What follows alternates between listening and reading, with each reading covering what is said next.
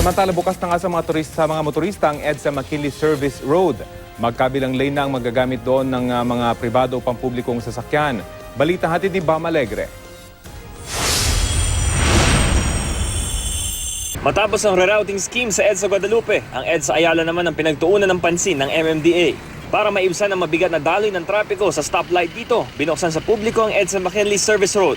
Kung dati one-way lang ito, ngayon, magkabilang lane na ang magagamit. Dati mga sasakyan lang galing Bonifacio Global City pwedeng gumamit ng kalsadang ito para makalabas ng EDSA.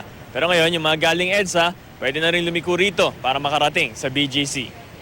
Bukas ito para sa lahat ng mga sasakyan, mapampribado o pampasahero tulad ng mga taxi, bus at jeepney. Ang tansya namin dito, mga 1,000 sasakyan per hour ang matutulungan ito during peak. Private property ang service road at pumayag ang mga may-ari na buksan ito sa publiko matapos makipag-ugnayan ng MMDA sa kanila. Sunod na tututukan ng MMDA ang Pasay Rotonda, Ross Boulevard at EDSA Balintawak. Bam Alegre, GMA News.